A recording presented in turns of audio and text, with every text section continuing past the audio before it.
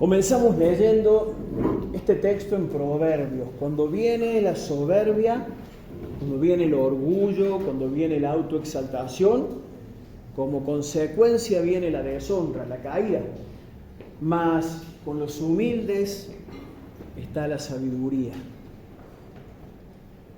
Te invito a que le pidamos al Señor una vez más: danos un corazón como el tuyo, Señor.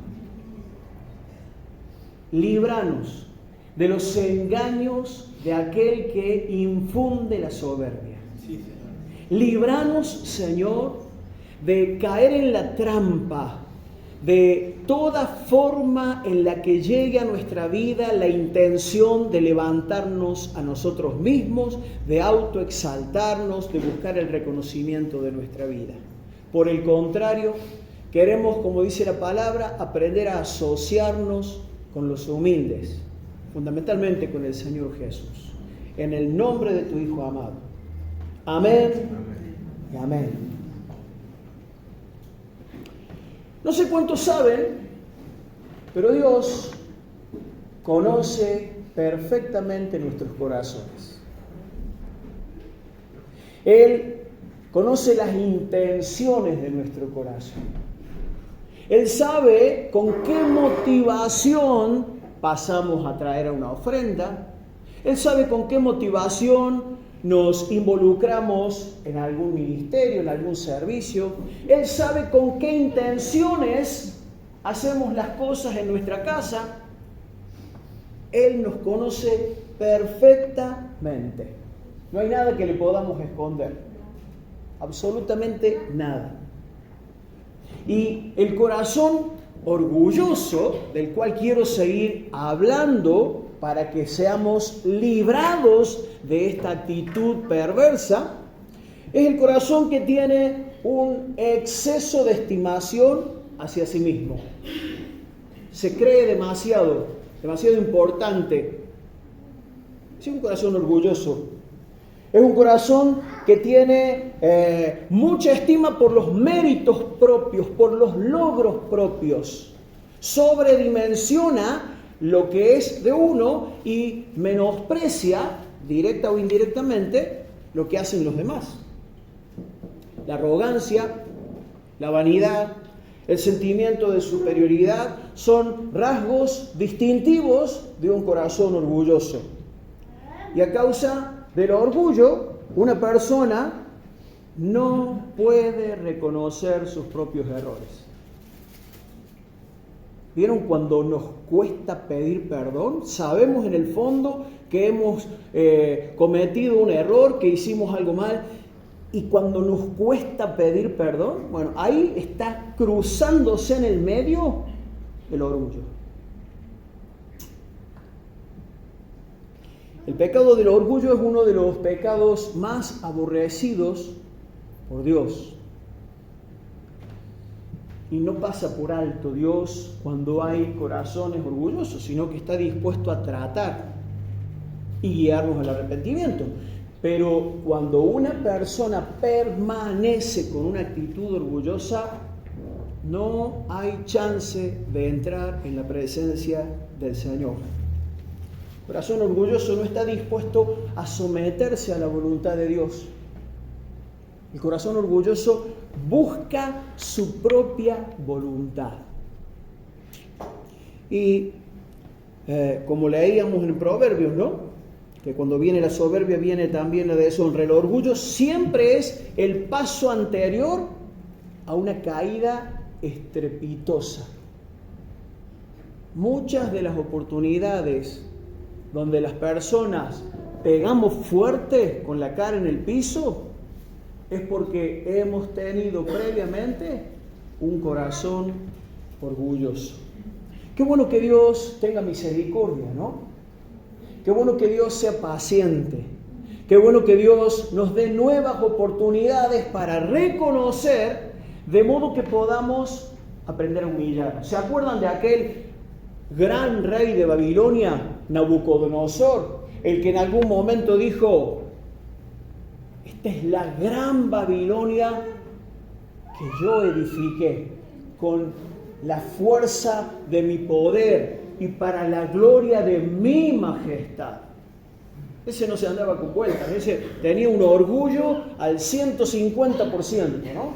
¿Y qué pasó con él? El Señor lo humilló y le dio tiempo para que se arrepintiese. Y cuando pasó el tiempo, Nabucodonosor pudo decir: ahora reconozco que hay un Dios en los cielos, que es el que le da poder y le da posibilidad a las personas. Dependemos de Él. Y en ese proceso, hermanos, estamos nosotros aprendiendo a reconocer justamente que necesitamos despojarnos de toda forma y de toda actitud orgullosa. Pregunto y te pido que seas honesto. ¿Identificás por ahí que quiere aparecer, que quiere venir, como dice el proverbio, que quiere aparecer o venir el orgullo a tu vida? ¿O sos como ese que decía: yo antes era orgulloso, vanidoso, ahora soy perfecto? Hay algunos que se creen así, ¿no? Miren, quiero que podamos ver una historia que seguramente muchos de ustedes conocen. Es una historia que está en el libro de Números, capítulo 16, y ahí se habla de un levita, un hombre que pertenecía a la tribu de Leví y que como tal tenía una asignación o una tarea de parte de Dios, él como todos los descendientes de Leví, que lo ponían en una posición importante de servicio, de ministración en el pueblo de Israel. Este levita se llamaba Coré. Y en el primer libro de Crónicas, capítulo 15, verso 16, hay una alusión a lo que era la tarea de los levitas. Y dice: asimismo, dijo David a los principales de los levitas que designasen de sus hermanos a cantores con instrumentos de música, con salterios y arpas y címbalos, que resonasen y alzasen la voz con alegría. Podemos ver por este pasaje que, entre otras tareas, los levitas se dedicaban ¿a qué? A la alabanza. Eran los que cantaban, los que tocaban instrumentos, como varios hermanos que estamos involucrados hoy en esa área. No era la única tarea, ¿sí? Pero era parte de la responsabilidad que tenían los levitas. ¿Está bien? Y Coré era un levita. Vamos a la historia entonces, que está en el libro de Números, en el capítulo 16, y vamos a ver qué pasó con este hombre, Coré. Dice así: un levita descendiente de Kehat, llamado Coré, hijo de Izar, y 3 hombres más de la tribu de Rubén, llamados Datán y Abirán, hijos de Eliab, y On, hijo de Pelet, se rebelaron contra Moisés. ¿Qué hicieron? Moisés era el líder del pueblo de Israel, ¿sí? Y estos hombres se rebelaron contra el líder del pueblo de Dios. Y sigue diciendo: a ellos, o sea, a Coré, Datán, Abirán y On, a ellos se les unieron otros 250 israelitas, escucha bien, hombres de autoridad en el pueblo, que pertenecían al grupo de consejeros y tenían buena fama. O sea, aparte de Coré, estaban estos otros 3 levitas, Datán, Abirán y On. Con ellos tenía amistad. A ellos fue a quienes primeramente les empezó a dar sus razones para rebelarse en contra de Moisés. Pero no quedó la cosa en este círculo de 4 amigos. Se encargaron de que esos argumentos con los que ellos estaban cuestionando a Moisés para rebelarse en contra de él y de Aarón, su hermano, ese argumento también trascendiera ¿a cuántas personas más? 250, pero no eran personas comunes y corrientes. Dice el texto que eran, esos 250, eran personas principales, personas que estaban en la consejería, es decir, que ocupaban un lugar de preeminencia en el pueblo de Israel. Y dice que estos 250 también fueron infectados, fueron contagiados de esa animosidad en contra de Moisés y de Aarón, ¿no? Y acá hay un punto que tiene que abrirnos el entendimiento. Hay un tema del cual quiero que le podamos pedir al Señor que nos alumbre, porque si queremos resistir todo lo que viene del infierno, tenemos que identificar el germen que está metido acá en el medio. Miren, hay gente, lamentablemente ha habido y va a seguir habiendo gente que se rebela, gente con una actitud orgullosa, por cierto, que se rebela. Pero el problema mayor, entiendo yo, es que a veces en las iglesias, por ejemplo, hay gente que tiene un corazón sano o un corazón tranquilo, dispuesto a servir, dispuesto a ocuparse de sus responsabilidades, que cuando no presta atención puede ser contaminado por esta infección o este germen. Una persona que tiene mal espíritu, que tiene orgullo y que de pronto se deja llenar la cabeza por el que viene queriendo generar una revuelta, una rebelión, quiere generar un cisma o una actitud o una partición, un quiebre en la iglesia, ¿no? Y si yo les pregunto, así sin entrar en detalles, levanten la mano los que han sido testigos en algún momento de una división en una congregación. ¿Cuántos han experimentado eso? Miren, levanten la mano y miren cuántos son. No son pocos, lamentablemente. Estas cosas sucedieron y lamentablemente siguen sucediendo. Y la gran mayoría de las veces en que las iglesias sufren una división tiene que ver con que hay uno que empieza a sembrar esta cizaña y a contagiar a otros y a hacer el círculo cada vez más grande.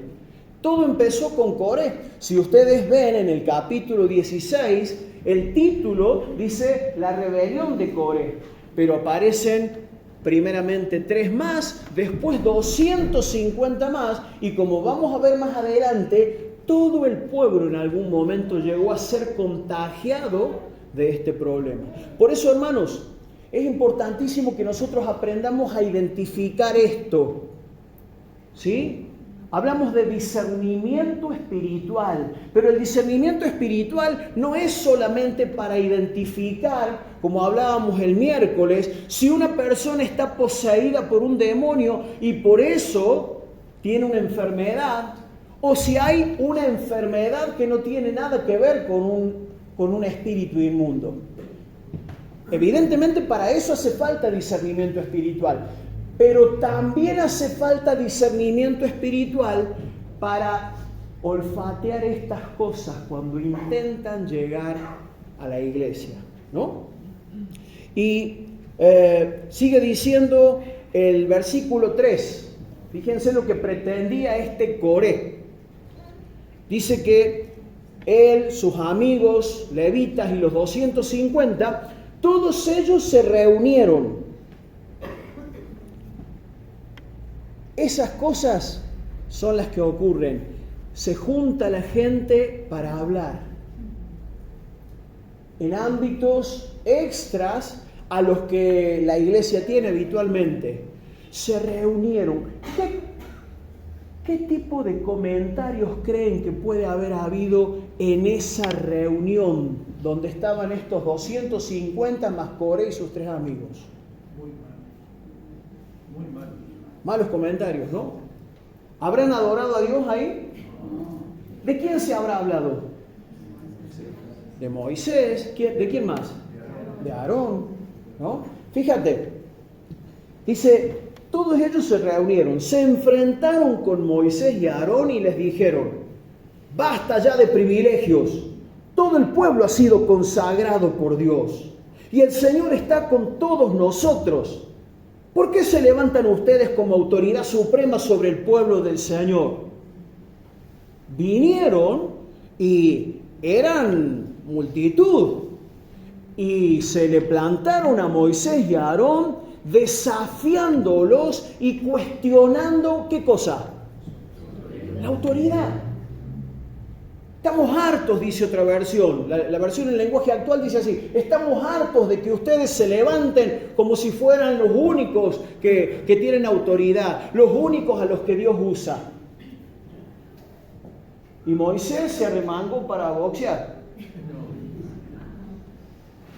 Fíjense, el verso siguiente dice que cuando Moisés escuchó esto, se postró con su rostro en tierra.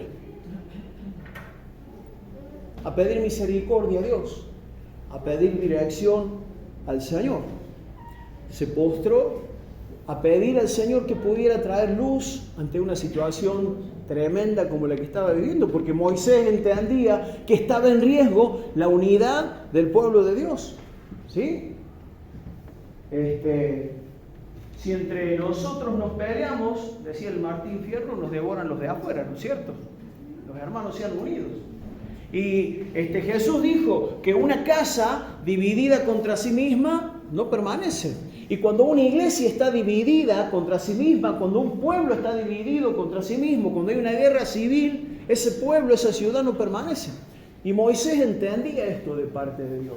Por eso él se postra a clamar. Y Moisés no había tomado esta autoridad para sí mismo. Él no fue haciendo campaña un día para pedir que votaran por él para que él fuera el líder de Israel. ¿Quién lo estableció? Moisés. Dios. ¿Y quién estableció a Aarón y a sus hijos en el sacerdocio? Dios. Por eso en la carta a los Hebreos dice que nadie toma para sí esta honra, refiriéndose al ministerio sacerdotal y al ministerio de los levitas. Nadie toma para sí mismo esta honra, sino aquel que es llamado por Dios, como lo fue Aarón. Es decir, la carta a los Hebreos confirma esto que leemos en los primeros libros de la Biblia, que a Aarón y a Moisés no los puso nadie más que el Señor. No se autoproclamaron como venían a decirles Coré, Datán, Abirán, On y los 250 que estaban con ellos, ¿no? Entonces, hermano, tenemos que aprender a identificar, porque esto viene del infierno, el espíritu de Coré, el espíritu de orgullo. Cuando una persona quiere generar este levantamiento, a veces puede trascender y hay iglesias que se han dividido y cantidades de gente se ha ido. A veces se van 2, 3, 5, 10, pero así sean 2.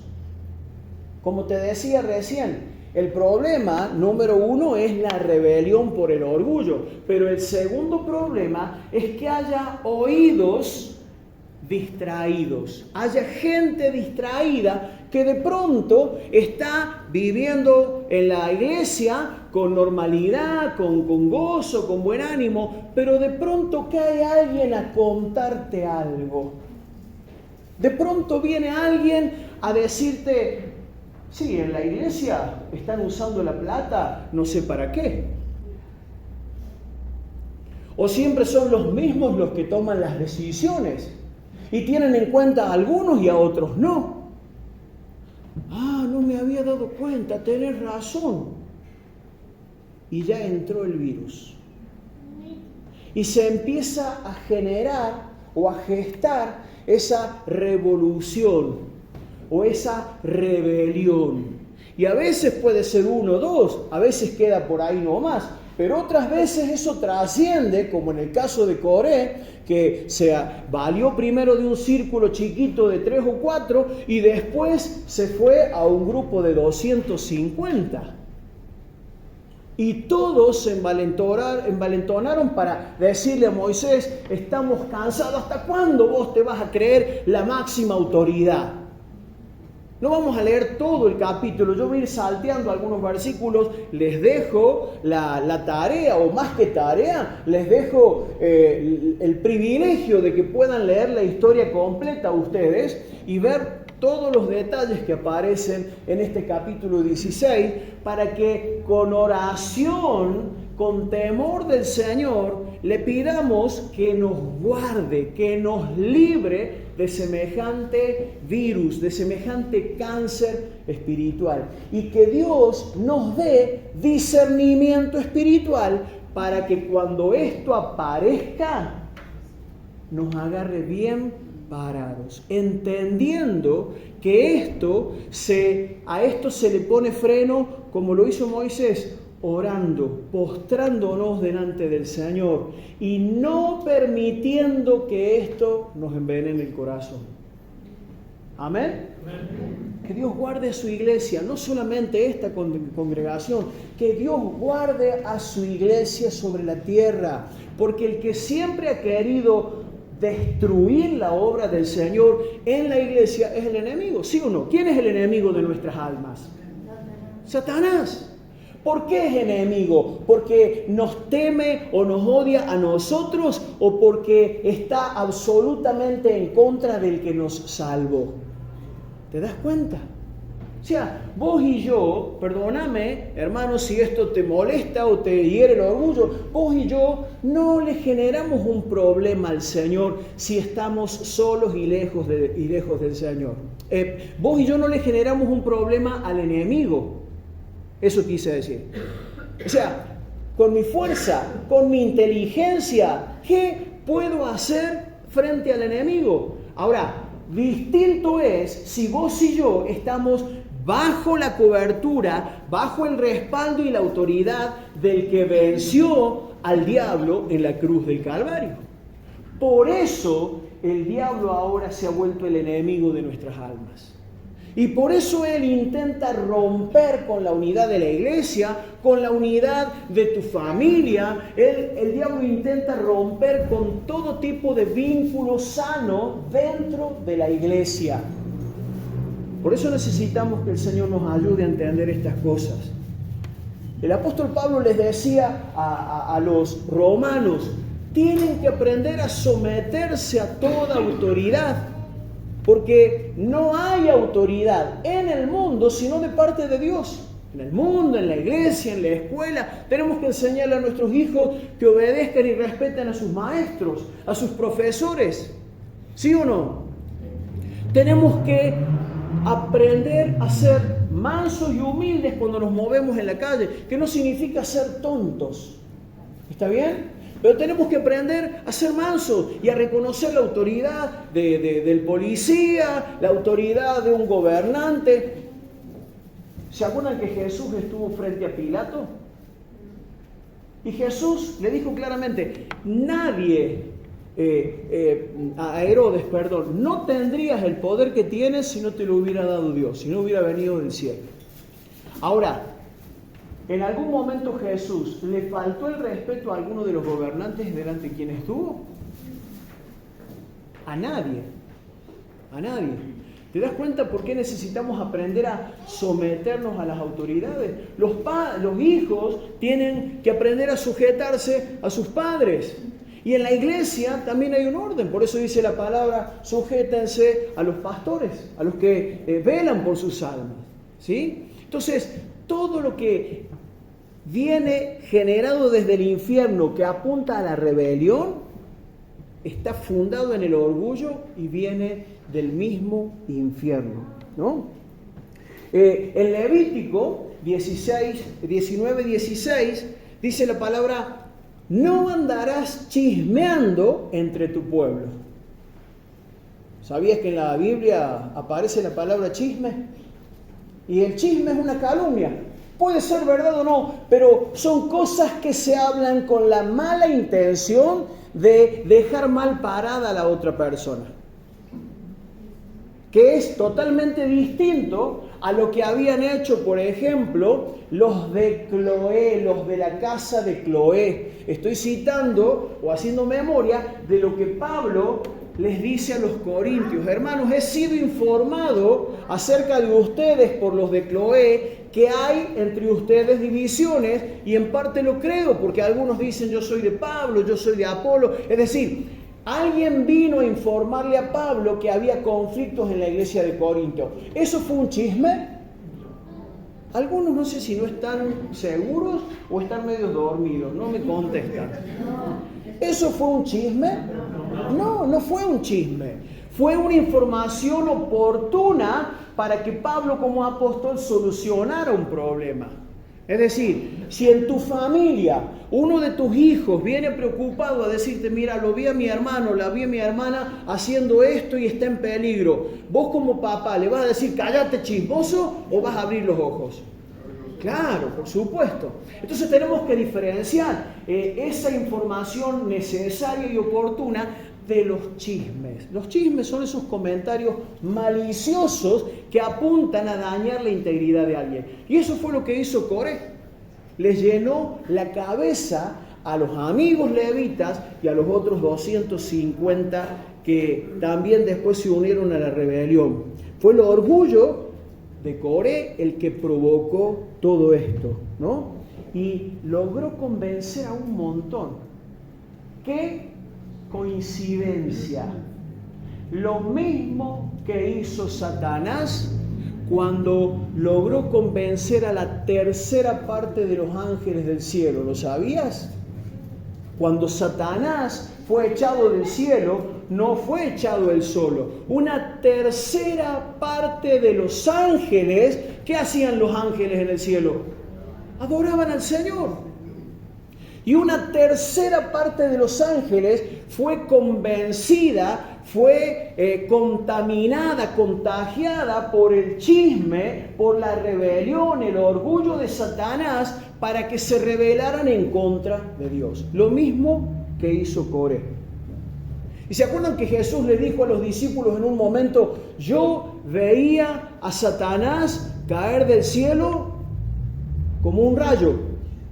Cuando los discípulos estaban predicando y ejerciendo el ministerio que se les había dado, Jesús fue testigo en el cielo de la rebelión de Satanás y lo veía caer como un rayo. ¿Por qué? Porque cuando viene la soberbia, como leímos en Proverbio, inevitablemente después de eso viene la caída. Viene el morder el polvo, viene la humillación. Y eso fue lo que le pasó al diablo, y eso fue lo que le pasó al rey de Babilonia, y eso fue lo que le pasó también a Coré, Datán, Abirán y a los 250 que se unieron, ¿no?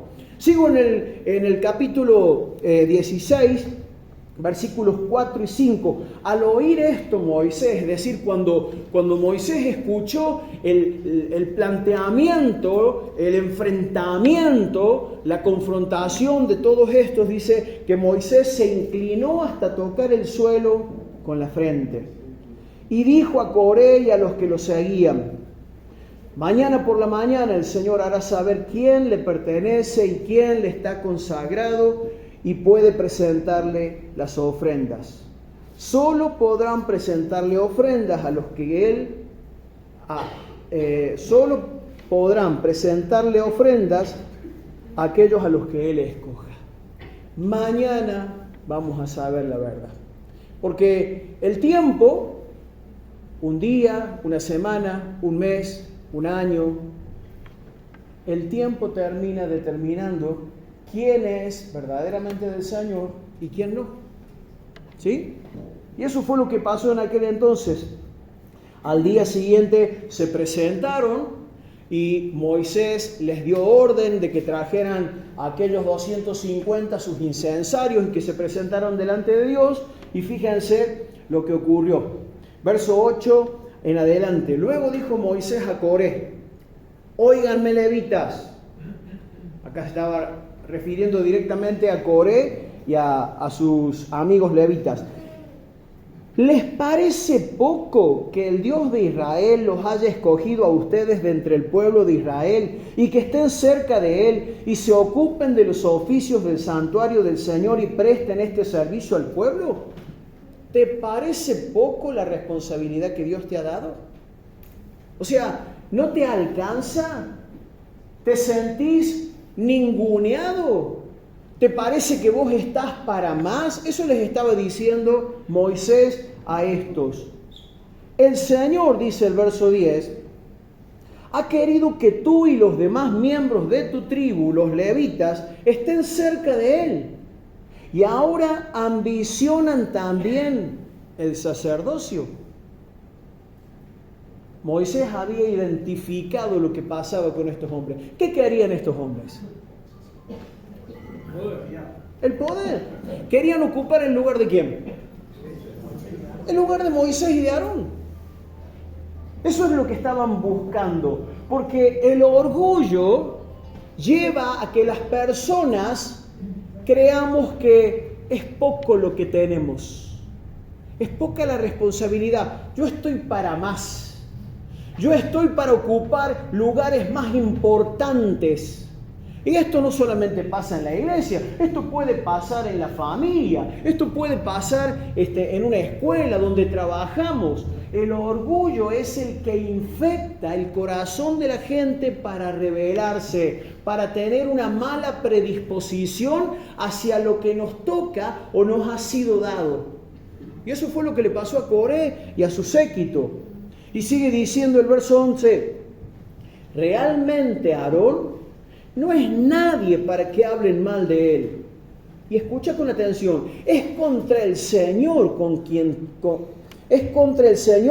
quien tú y tus compañeros se han rebelado.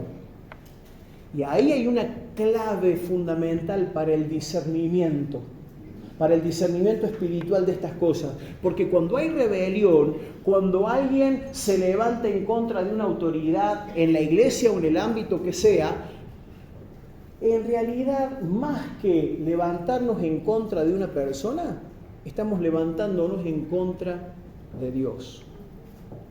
Eso es tremendo. David, ¿tenía motivos para criticarle al rey Saúl, sí o no? Sí. Había varias cosas que el rey Saúl estaba haciendo mal, pero en ningún momento se levantó en contra de él. ¿Te das cuenta? Es decir, está bien que nosotros identifiquemos las cosas incorrectas. Si una autoridad en la iglesia o fuera de la iglesia no hace lo que tiene que hacer, tenemos la responsabilidad de identificar eso. Lo que no tenemos es el derecho de rebelarnos y mucho menos de generar una rebelión contagiando a otros para bajar a ese que está haciendo las cosas mal. ¿Quién es el que pone reyes y quita reyes, dice la palabra?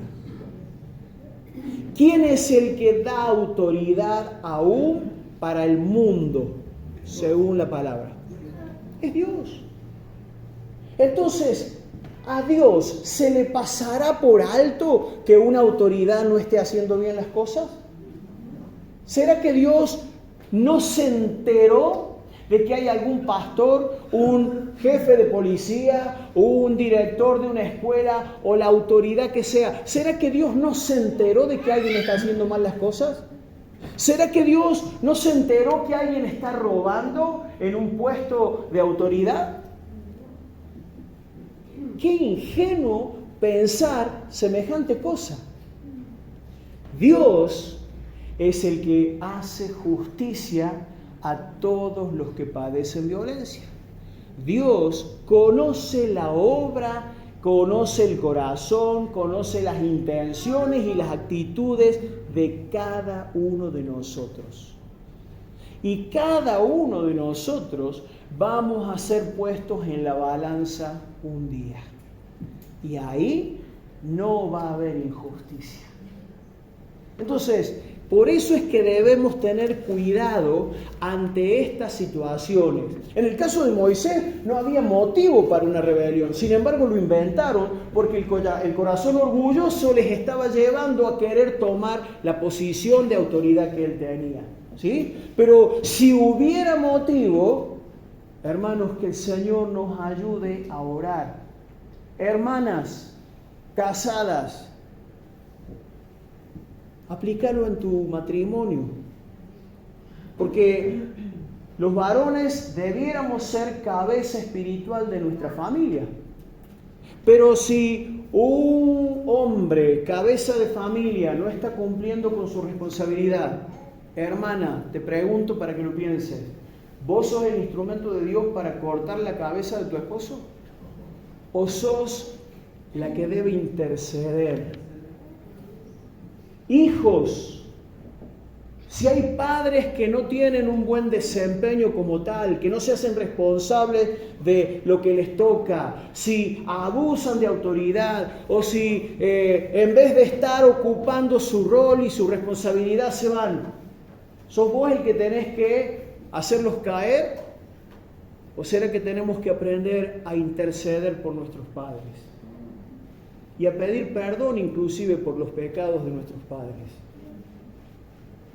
La rebelión se mete en todos los ámbitos.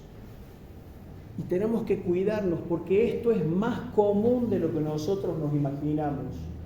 No se manifiesta como el endemoniado gadareno, que tenía una voz desesperante y se golpeaba con piedras y andaba desnudo y vociferaba. No, esto lo puede tener una persona que está bien vestida, con corbatita, con perfumito y que está ocupando una posición importante en algún lugar de la iglesia o fuera de la iglesia, y esto se puede manifestar, pero es tan demoníaco como lo otro, porque viene del mismo infierno. Realmente Aarón no es nadie para que hablen más de él. Es contra el Señor, contra quien tú y tus compañeros se han rebelado. Y un poco más adelante dice el verso 19, Coré ya había reunido contra ellos, ¿a quién? A todo el pueblo frente a la tienda del encuentro. La gloria del Señor se apareció entonces ante todo el pueblo. Acá ya no eran 250 y pico. Acá la rebelión ya estaba contaminando el corazón de todo el pueblo. Miles y miles. Verso 24. El Señor quiere ahí o manifiesta que va a destruir a los rebeldes, y Aarón y Moisés se postran y oran y piden misericordia, pero Dios, fíjate vos, verso 24, le dice a Moisés, diles a todos los israelitas que se aparten de la tienda donde están Coré, Datán y Abiram. Moisés se levantó, seguido por los ancianos de Israel, y fue a donde estaban Datán y Abiram. Entonces le dijo al pueblo, apártense de las tiendas de esos hombres perversos y no toquen nada de lo que les pertenece. No vaya a ser que también ustedes mueran por el pecado de ellos. Y esa orden sigue tan vigente como en aquel entonces. Hermanos, apartemos nuestro oído de cualquiera que venga a querer llenarnos la cabeza para generar un malestar. Cualquiera que venga con chismes a hablarte mal de tu hermano, de tu esposo, de tu hijo, de tu esposa, de quien sea, de alguien de la iglesia, apártate. Esa es la manera de no dejar que esto se meta y contamine tu corazón. Y tenemos que reconocer que cuando alguien viene a contarnos cosas de otro, por lo general hay algo adentro nuestro, una curiosidad. ¿Y qué hizo? ¿Y qué dijo? ¿Y de quién habló? Y hay algo que nos entusiasma a seguir escuchando. que Dios nos dé discernimiento espiritual para que cuando venga alguien con esta intención, nos apartemos y tomemos las medidas necesarias. Qué bueno cuando los hijos tienen la confianza para decirles a los padres: vos sabés que una persona me ofreció algo, una persona desconocida me ofreció algo, o me invitó a un lugar, o me quiso llevar. Qué sano cuando les decimos a nuestros hijos: cuidado con los extraños, cuidado cuando alguien te quiera ofrecer, cuando alguien te quiera conquistar, ojo con los desconocidos. Y la iglesia tiene que ser advertida: cuidado, apartémonos de todos los que puedan querer venir a llenar la cabeza con una cizaña de semejante tipo de rebelión, de orgullo, que apunta a destruir la iglesia. Continúo, versos 31 en adelante del mismo capítulo. En cuanto Moisés terminó de hablar, apártense de la tienda de Coré, de Datán y Abiram, no sea cosa que ustedes sean destruidos también. En cuanto a Moisés terminó de hablar, la tierra se abrió debajo de ellos y se tragó a todos los hombres que se habían unido a Coré, junto con sus familias y todo lo que tenían. Cayeron vivos en el fondo de la tierra, con todas sus cosas, y luego la tierra volvió a cerrarse. Así fueron eliminados de entre los israelitas. Al oírlos gritar, todos los israelitas que se encontraban alrededor salieron corriendo y diciendo: no nos vaya a tragar la tierra a nosotros también. Y el verso 35 dice: además el Señor envió un fuego que mató a los 250 hombres que habían ofrecido incienso. Historia muy fuerte, pero que marca un antecedente de lo que significa para Dios la rebelión, el orgullo que se manifiesta atentando en contra de la unidad de la iglesia, del pueblo de Dios, de la familia de Dios, de nuestras familias. ¿Se acuerdan? El domingo pasado los que estuvieron leímos en Isaías las palabras que se les dijo al rey de Babilonia, a este que quería ser como Dios, que quería ser como el Altísimo.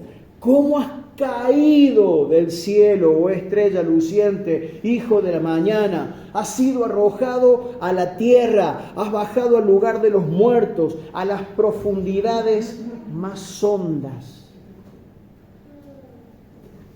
Y mencioné hace un rato lo que Jesús dijo de Satanás cuando los discípulos volvieron contentos porque estaban predicando y haciendo la obra del Señor. Yo veía a Satanás caer del cielo como un rayo. Y a Coré, Datán y Abiram y a sus familias se los tragó la tierra, descendieron vivos a la tumba, dice. Y todo esto, hermanos, no es casualidad. Todo esto da evidencia de lo que significa para el corazón de Dios la rebelión en medio de la iglesia. Dios nos ayude a discernir que cuando viene la soberbia, cuando viene el orgullo, cuando viene la altivez, la autoexaltación, viene también la deshonra, la caída a lo más profundo. Mas con los humildes está la sabiduría. Hermanos, el Señor siempre ha aborrecido el orgullo, siempre ha aborrecido la altivez. Como dije al principio, Él nos da oportunidad para que nos arrepintamos. Él nos da oportunidad para que reconozcamos, para que pidamos perdón, para que demos evidencia o demos fruto de humildad. Porque todos luchamos con el orgullo. Pero qué bueno cuando en el matrimonio dejamos de lado el orgullo y aprendemos a pedir perdón. Qué bueno cuando en la familia los hijos que se han peleado dejan de lado el orgullo y se piden perdón. Qué bueno cuando en la iglesia podemos reconocer que hemos errado, que dijimos algo que no teníamos que decir o que tuvimos una actitud dañina y nos arrepentimos y pedimos perdón. Porque ese es el mensaje del Evangelio. Arrepiéntanse, y si confesamos nuestros pecados, Él es fiel y justo para perdonar nuestros pecados y limpiarnos de toda maldad. Pero tenemos que darle lugar al sentir de Cristo. Porque el sentir de Cristo fue hacerse obediente hasta la muerte y muerte de cruz para honrar el nombre de Dios. Y ese es el sentir que tiene que haber en tu vida y en la mía. Pero el orgullo nos lleva en la dirección opuesta. El orgullo, la rebelión, nos llevan en la dirección opuesta. Nos alejan de Dios y nos hacen ganar el enojo del Señor. Entonces, simplemente, hermanos queridos, decirles, abramos los ojos, cuidemos lo que escuchamos, cuidemos nuestra vida, de qué conversaciones participamos. Cuidemos nuestra casa, juntémonos, hagamos reuniones, compartamos comida, mateada, lo que sea, pero cuidemos las conversaciones que tenemos, porque hace falta un poquito así de orgullo y de malestar en alguien y un oído dispuesto a escuchar para que comiencen a gestarse estas cosas que uno no sabe a dónde terminan. Lo que empezó en Coré se reprodujo en 3, después en 250 y después en todo el pueblo. Tremendo. Una pandemia. ¿A dónde comenzó? En el orgullo, en el corazón orgulloso de una persona. ¿Y qué quería? Quería ocupar el lugar que tenían las autoridades que Dios había puesto sobre el pueblo de Israel. Cuidémonos, pidámosle al Señor que nos dé discernimiento de espíritu para identificar estas cosas, para velar por nuestras familias, para velar por la iglesia, para velar por el crecimiento de la iglesia del Señor. Pónete de pie un momento, les voy a pedir a mis hermanos de la alabanza que se adelanten.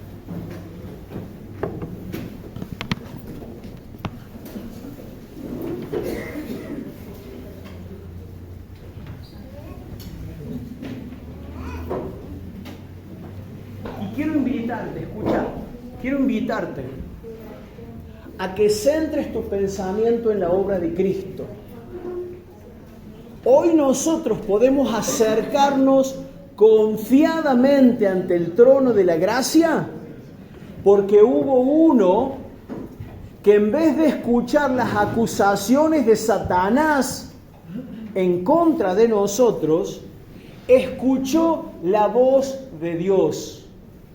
Y Dios el Padre lo envió para que pusiera su vida en el lugar nuestro, para que nosotros volviéramos a estar en la relación correcta con Dios el Padre. Hoy nosotros gozamos de la libertad y de la confianza delante de Dios, porque hubo uno, el Cordero de Dios, que en humildad se entregó. Qué distinto lo que ocurrió en el pueblo de Israel, cuando en vez de escuchar al Señor, escucharon la voz de los que estaban murmurando y queriendo generar quiebre. Y eso te tiene que alentar, y a mí por supuesto, a que escuchemos a quien debemos escuchar, a que centremos nuestro corazón en el Señor, a que pongamos atención a su palabra. Deja, como dice el apóstol Pablo, que la palabra more en abundancia en tu corazón. Cuidado con darle lugar a esos comentarios que vienen del infierno. Pedir al Señor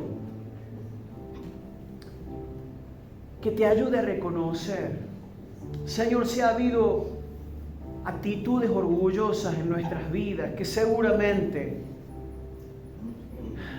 seguramente han infectado en algún momento nuestro corazón.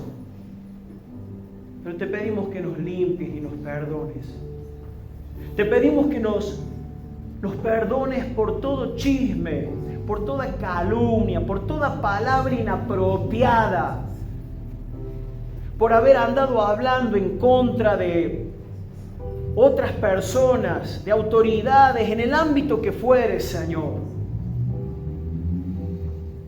Señor, ayúdanos a ser más cautos, más prudentes. Ayúdanos a identificar cuando tenemos que decirle a alguien: mira, no quiero escuchar de esto. Yo no voy a ser parte de este comentario. Ayúdanos, Señor, a guardar nuestra mente, a guardar nuestro entorno familiar, que cada oportunidad de juntarnos con hermanos sea para hablar palabras que edifiquen a los que oyen. No que sean ámbitos para hablar lo que destruya, lo que rompa, lo que quiebre la unidad. Guarda nuestros matrimonios, Señor. Ayúdanos a ser prudentes en lo que hablamos y en lo que oímos respecto de nuestras familias. Bendito Dios, es tan alto el precio que pagaste para que hoy seamos uno en Cristo Jesús. Señor, líbranos de atentar contra esa unidad de cualquier forma. Líbranos, Señor, que podamos ver con gozo el crecimiento de la iglesia, podamos ver con gozo a los que se van añadiendo a la iglesia porque vos los llamás a salvación, que podamos ver con gozo que nuestras vidas son instrumentos para que otros sean salvos y vengan al conocimiento de la verdad, que podamos ser instrumentos de justicia, Señor, que podamos proclamar el evangelio glorioso para la salvación de muchos y para la exaltación de tu nombre, Señor. Líbranos de todo mal, Señor. Gracias porque en la cruz el enemigo fue derrotado. Gracias porque ahí, Señor, el acta de decretos que había contra nosotros fue anulada y quedó sin efecto. Te adoramos en el nombre de nuestro Señor Jesús. Amén, Señor.